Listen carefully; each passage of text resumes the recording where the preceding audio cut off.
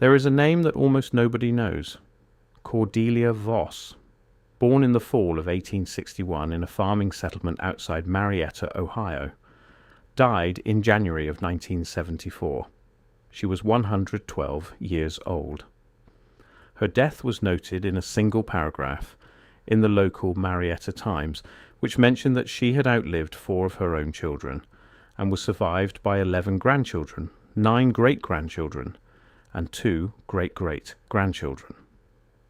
The obituary described her as a beloved matriarch and a woman of faith.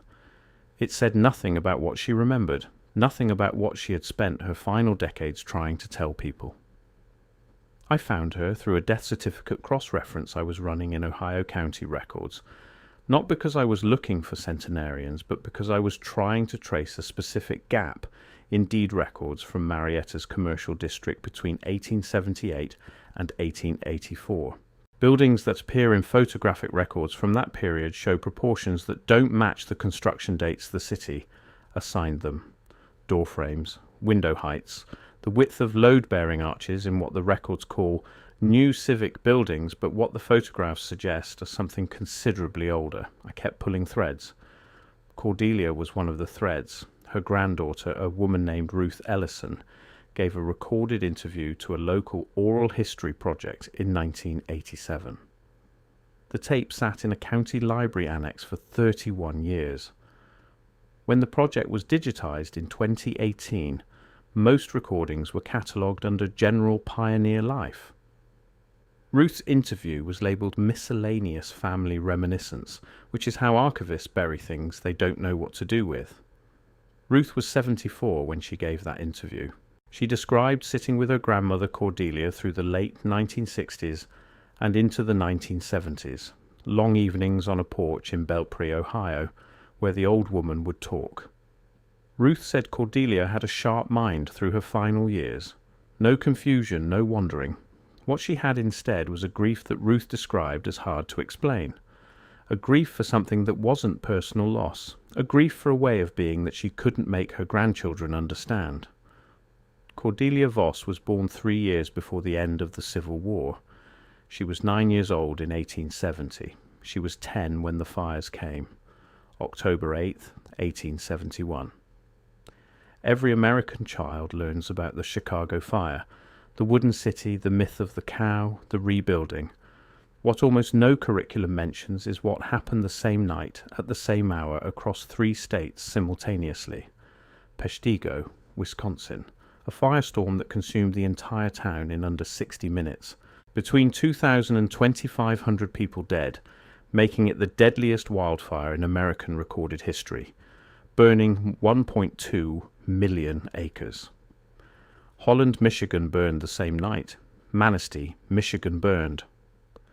Across a corridor stretching through the upper Midwest, fires erupted at the same time on the same evening across hundreds of miles. Cordelia was in Ohio, not Wisconsin, but she remembered the sky. Ruth said her grandmother described it as a color that had no name, that the adults around her went very quiet when it appeared, and that her own mother wept without explaining why. A 10-year-old girl watching grown people respond to something in the sky with a fear they refused to explain. That image stayed with Ruth for 50 years. The simultaneity of the 1871 fires has nagged researchers since the 1880s. A hypothesis emerged in 1883 that fragments of Biela's comet had struck the upper atmosphere and ignited the fires from above, which would account for the scale, the speed, and the geographic spread that drought and wind alone cannot fully explain. Witnesses in Chicago reported blue flames burning in basements. Blue, not orange, not red. Blue, consistent with a chemical combustion profile outside anything a wood fire produces. The theory was investigated again in 1997 and in 2004 by the American Institute of Aeronautics and Astronautics. It has never been proven. It has never been disproven. And the adults who watched that sky and wept knew something was wrong that they didn't have words for. Cordelia was 10 years old. She spent the next century trying to describe what the world had been before that night, and what it became after. Ruth's account of her grandmother's testimony is where the architecture comes back in. Cordelia described the buildings of her childhood with a specificity that Ruth found puzzling, because the old woman would return to them again and again, as if they were evidence of something. She spoke of courthouses with doors so tall you could stack 2 men and still not reach the frame, hallways in county buildings where the ceiling was so high the lantern light didn't reach it. She spoke of chairs in the offices of certain men, chairs that a normal person sat in like a child sits in an adult's chair, feet off the ground, back not reaching the spine rest. She described these things without drama, the way you describe ordinary features of a world you simply inhabited. Ruth asked her once, directly, why she kept talking about the buildings. What was she trying to say about them? Cordelia was quiet for a moment and then said something Ruth recorded verbatim in a journal she kept of their conversations. She said, "The buildings weren't built for us. We moved into them after. And whoever told you we built them was telling you the convenient story, not the true one." Ruth didn't know what to do with that. She filed it alongside the other things her grandmother said that she couldn't fit into any frame she had available. Things about people. Not giants in the circus sense, not folklore. People. Men she had seen in her childhood in the company of officials and administrators. Men who stood at a height she described once as making the doorframes make sense at last. She said this without emphasis, without performance, the way you describe something you saw so many times as a child that it simply was part of the texture of the world. Ruth said that what stayed with her was not the specific claims, but the tone. Cordelia Voss was not a conspiracy thinker. She was not dramatic. She was a woman who had lived long enough to watch the story of her own childhood get replaced by a different story, and the replacement offended her the way a plain lie offends a person of plain honesty. The 1890 census is where the documentary record becomes interesting in a specific way. That census was the most comprehensive in American history to that point. Every family received a full form. The government recorded immigration status, naturalization, English proficiency, home ownership, and Civil War service.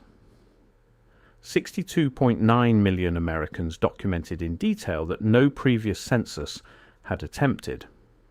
Cordelia Voss would have been 29 that year, married with 2 children. She would have been in that census. The 1890 census no longer exists. On January 10th, 1921, a fire broke out in the basement of the Commerce Department building in Washington, where the census was stored. Approximately 25% of the records were destroyed outright. Another 50% suffered serious water and smoke damage.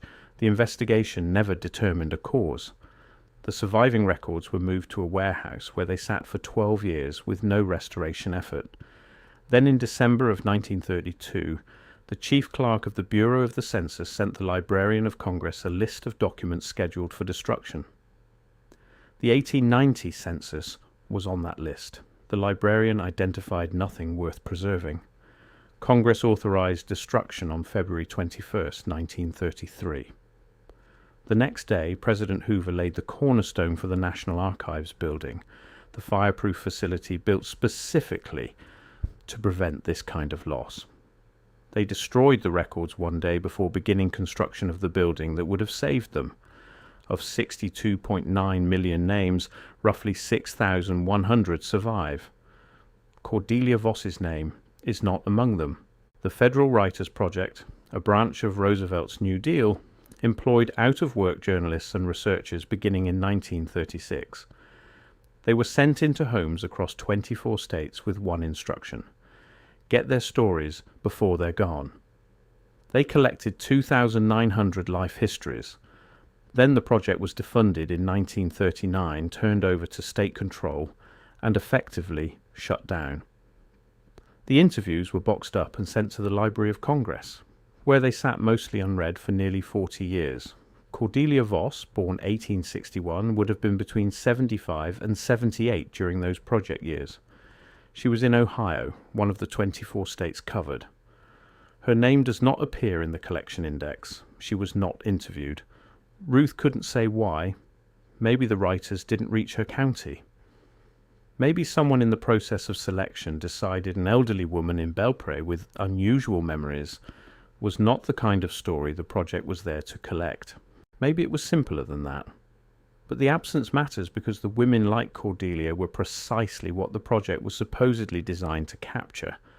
People old enough to remember a world the rest of America was rapidly forgetting. What Ruth's account preserves instead is a set of memories transmitted imperfectly across one generation. The buildings that didn't fit, the men whose height made the doorframes make sense, the sky that turned a colour with no name on October 8, 1871, and the adults who wept without explaining why. The chairs that left a child's feet dangling, the courthouses that felt, as Cordelia put it to Ruth in one of their last conversations, less like something built and more like something inherited. The orphan trains run parallel to all of this. Between 1854 and 1929, approximately 250,000 children were loaded onto trains in New York, Boston, and Philadelphia and transported to rural communities across the Midwest and West. At stops along the route, they were displayed in events that contemporary accounts describe in terms that sound uncomfortably like selection. Farming families evaluated them, chose them. Many were taken to work, fewer than half were actual orphans. Upon arrival, older children were required to sever contact with their past. Names were changed, origins were recorded inaccurately or not at all. 250,000 Americans whose identities were functionally cut loose from any verifiable history. The orphan trains ran from 1854 to 1929. The 1871 fires occurred inside that window.